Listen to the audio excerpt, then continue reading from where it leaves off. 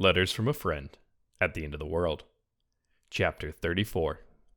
Frostvale on the Horizon.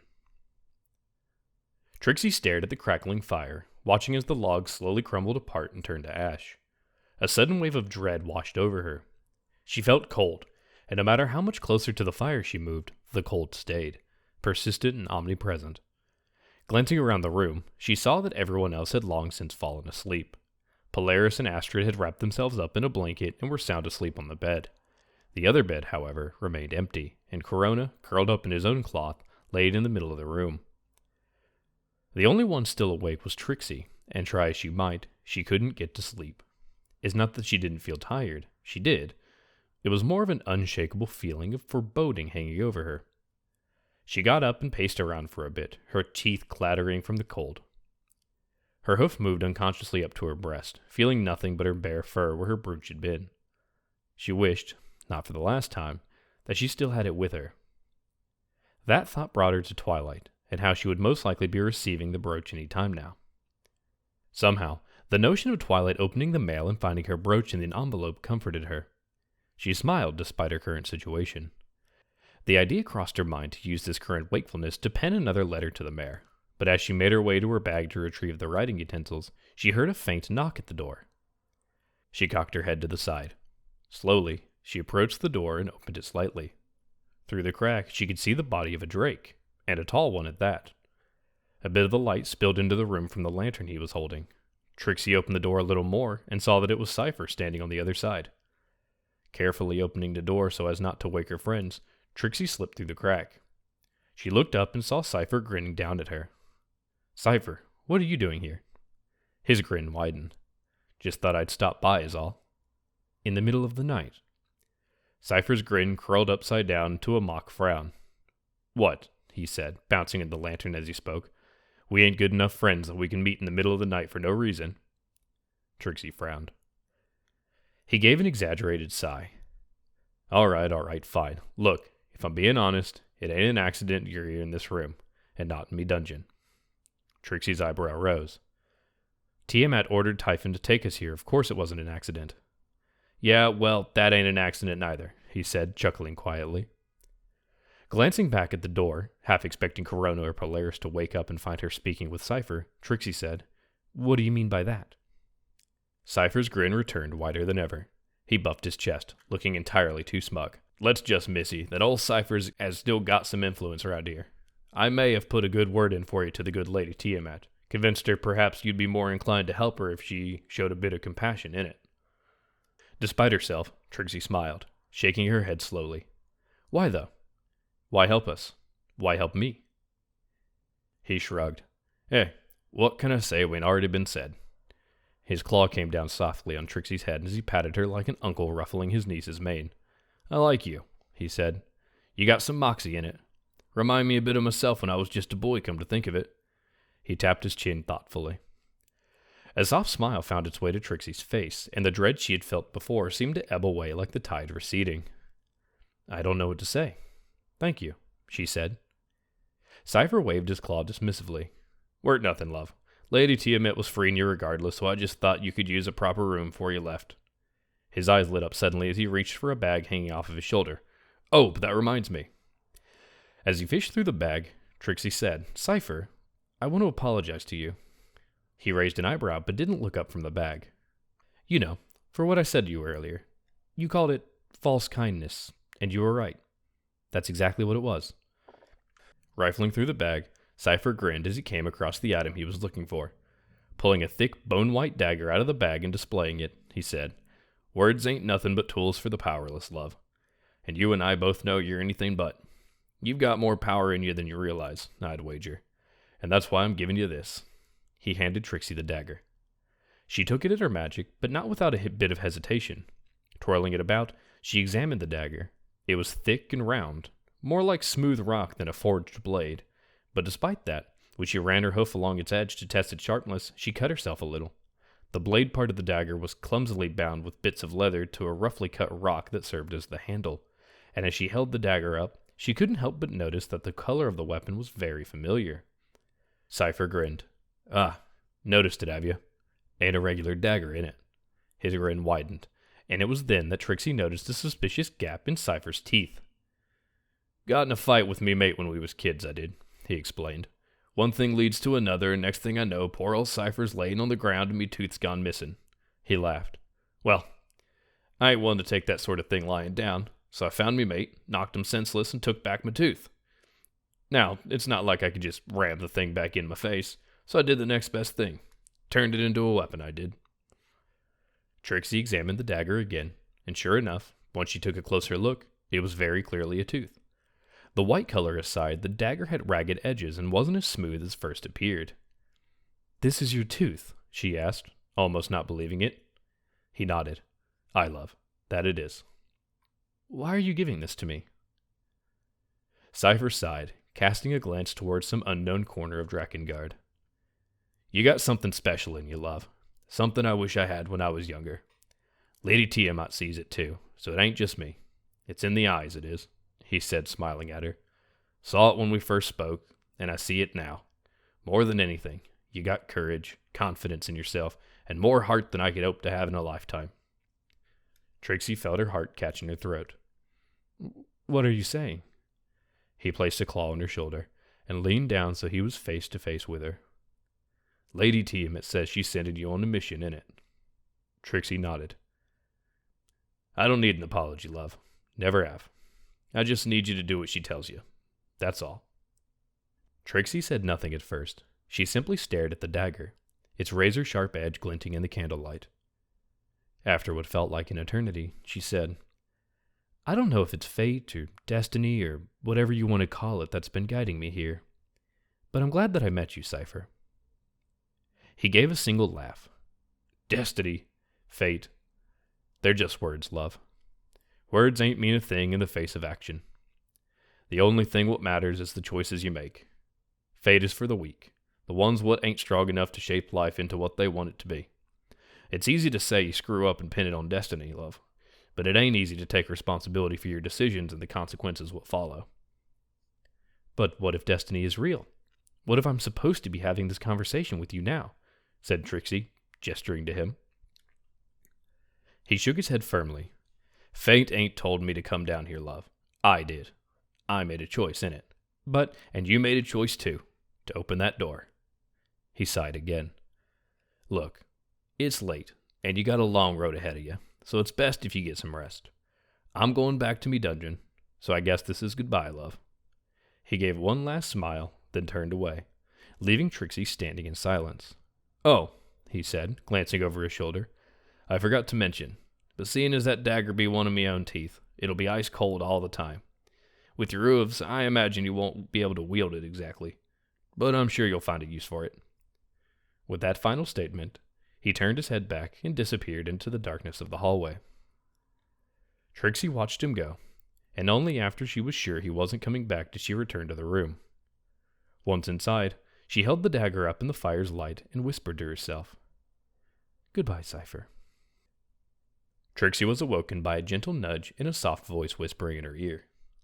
Trixie, it's time to get up," it said. Her eyes opened slowly, and she saw a fuzzy orange outline bobbing around in the edge of her vision.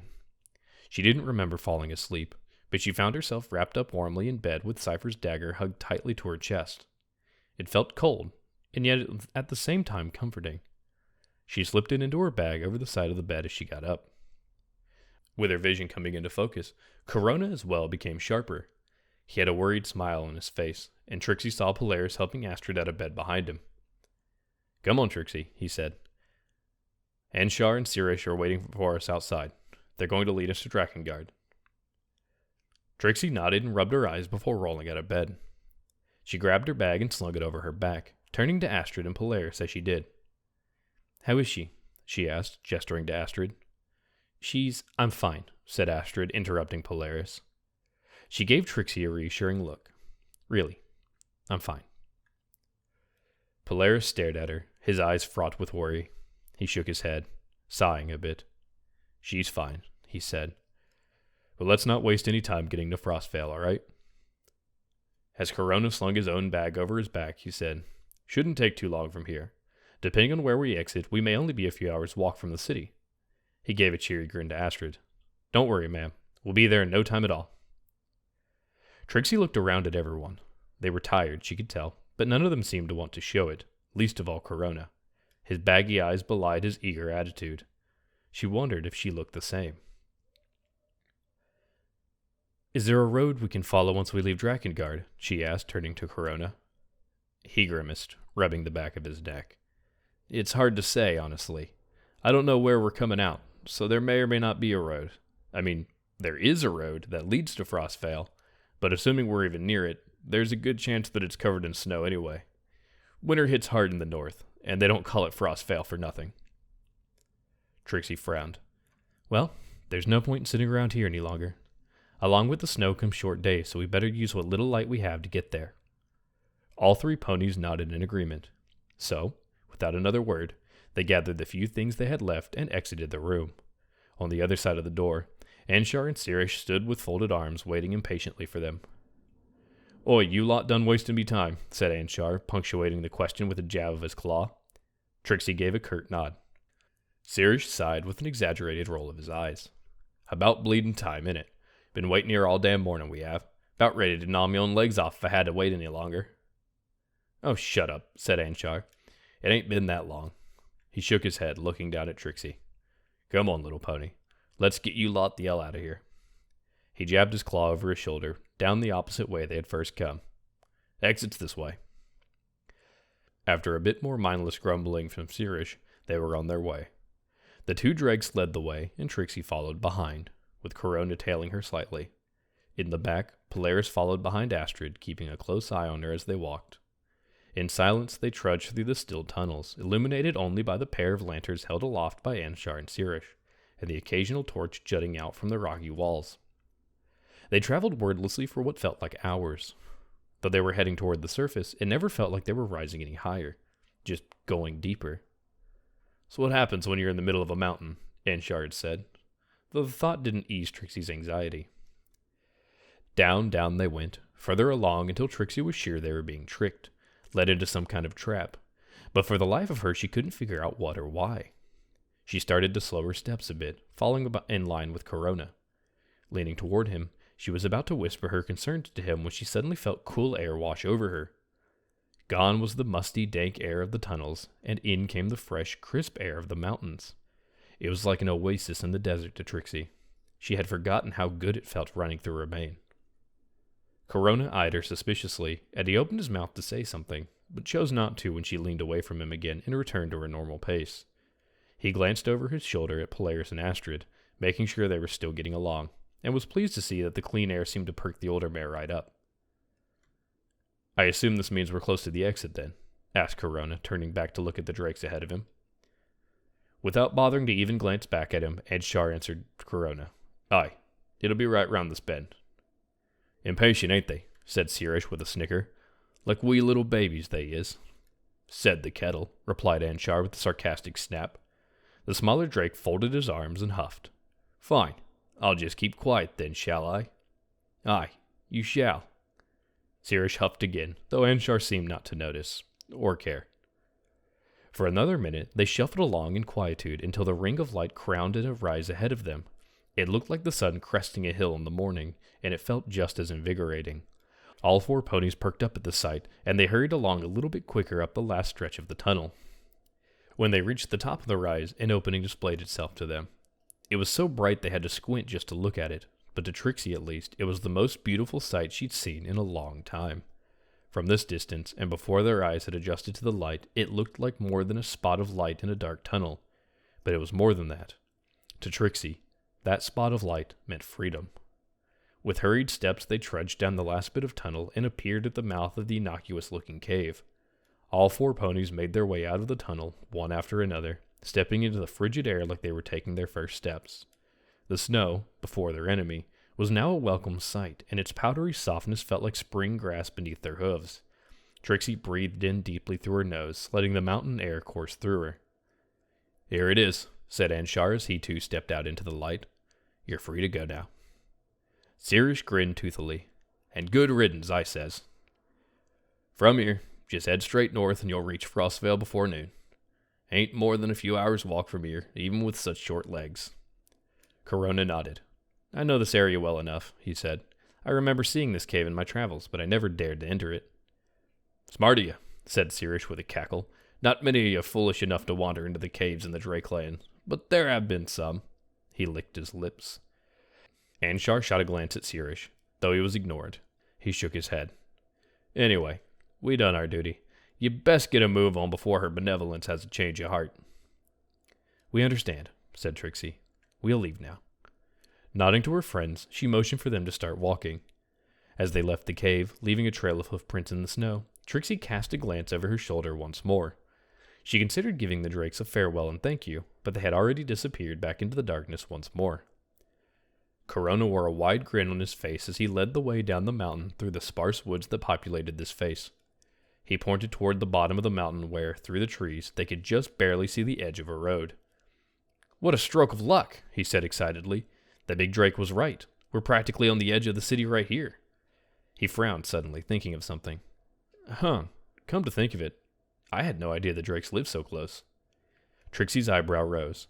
You've never had a problem with them before? He shook his head. Not as far back as I can recall. I'd heard stories about them living in the mountains, but no one had ever seen them until now. Polaris let out a deep chuckle. Suppose you'll have a good story to tell your friends now, eh? Corona chuckled back. Yeah, I guess so. To be honest, I'm surprised we made it out of there alive. All the stories I heard about Drake said they didn't take prisoners. Astrid, leaning slightly against Polaris as they made their way downhill, said, Stories are just fiction, dear. The only truth is what you see. Well, said Corona, even if that's the case, what I saw was them taking us prisoner, so I'm not sure that's much better. But they released us, didn't they? Said Astrid, giving him a knowing look. He shrugged. True, but I'm not sure that would have been the case were it not for Trixie here. He turned to Trixie, giving her a pat on the back. Right? Without really thinking about it, an image of the dagger Cypher had given her popped into Trixie's mind. Her mouth curled into a frown. They're not all bad. Even if Tiamat had to let me go, she didn't have to release you three as well. No, I guess she didn't, said Corona with a shrug. Regardless, I'm glad to be out of there. Yeah, said Trixie with a long pause. Me too. After that, no more conversation was had until they reached the foot of the mountain and found themselves on the road once more. It was a little icy and poorly maintained, but just being on the path to civilization made Trixie feel better. She relished in the feeling of rocks beneath her hooves, even more so than the snow when they had left the cave. All of it just meant that she was getting that much closer to the end of the world. Onwards they walked toward the city of Frostvale as the winter sun hung in the air, barely visible through the hazy clouds that dripped snow out slow streams. There was almost no wind, and it somehow didn't feel particularly cold, but the snow still came down, drifting lazily like autumn leaves. Trixie looked over at Corona, who was walking with his head held high and a grin creeping its way along his face. So, Corona, she said, drawing his attention, what's Frostvale like? He sighed wistfully. Oh, it's an amazing city. Like nothing you've ever seen before. Oh, said Trixie, raising an eyebrow doubtfully. I've been to Canterlot, and that's not a city I'll soon forget. You think Frostvale is more amazing than that? Corona's lips tugged into a smug smile. Let's put it this way. Canterlot is like Ponyvale compared to Frostvale. Trixie's eyebrow rose higher. Somehow I doubt that, she said with a giggle. You don't think that maybe you're exaggerating? Just a little. She stopped suddenly as they rounded a corner and saw a massive city looming in the distance. Its icy blue spires jutted out from the landscape like candlesticks on a birthday cake. The walls, higher than any she'd ever seen, surrounded the city in a stone barricade. The outskirts of the city were dotted with many small cottages and cabins. Ponies, just dots in the distance, worked the fields around these homes despite the snow continuously falling. Many tall towers spiked above the walls, giving the city the appearance of a thorny crown, but one of them stood far above the rest. Higher and higher it rose, seeming to almost disappear into the clouds as it spiraled upwards like a lance. Trixie's mouth hung open slightly. Corona noticed this, and his smirk deepened. So, what do you think? Trixie, unable to articulate any thoughts, simply mouthed wordlessly as she stared at the city before her. It's... Astrid! Polaris cried out, ripping Trixie away from her listlessness. She turned just in time to see Astrid collapse to the ground, stopped only by Polaris's hoof reaching out to catch her. He held her up, his face ghostly pale. "Astrid!" he cried again. A weak smile came over Astrid's face. She brought her hoof up to Polaris' cheek and said, "I'm fine, sweetheart. I'm fine." He shook his head. No, you're not fine. We've got to get you to some pony that can help you right now." He quickly turned to Corona, making sure not to let go of Astrid. "Where can we take her?" he asked hurriedly. "There's a place just below that tower for sick ponies," he replied, pointing to the large spiral in the distance. "They'll be able to help." "Good. Let's go." Corona nodded. He turned to Trixie. "Come on, we'll help Polaris carry her, okay?" She shook her head. "No, Corona. You go on ahead and warn them that we're coming. You know these ponies. We don't. I'll help Polaris myself." Corona hesitated a moment, casting a glance at Astrid. "But go!" shouted Trixie. His face hardening, Corona nodded and they began sprinting toward Frostvale, leaving Trixie and Polaris alone with Astrid. Polaris helped her up so that she could stand and then placed his forehead against hers. "She's burning up," he said, "even in this cold." Trixie's eyes lit up. "Wait, I have something." She quickly flung her bag off and began rummaging through it as quickly as she could manage. "Aha!" she cried, pulling out the white dagger Cypher had given her the night before. "This is a drake tooth," she explained. "It's permanently cold. Keep it pressed against her forehead while we carry her, and it should keep her fever down." "A drake tooth? Where did you—" "Never mind, that's not important right now." He looked back down at Astrid and managed the most confident smile he could. "We're going to take you to the city, okay? I'll make sure you're taken care of." Astrid's weak smile faltered slightly, but she forced it to stay put. "I know you will." Before she could say anything else, her eyelids fluttered and then closed as she fell unconscious. Polaris gritted his teeth. "I'm not letting anything happen to you, you hear?" Trixie put a hoof on his shoulder. "I won't either. Now, let's get her to Frostvale." As her horn began to glow, Astrid's limp body lifted into the air and onto Polaris's back. He would support her as they ran, and Trixie would make sure she stayed stable while they simultaneously kept the dagger pressed against the unconscious mare's forehead. With one last look at each other, they both started trotting as quickly as they could toward the waiting city, and hopefully, a waiting nurse.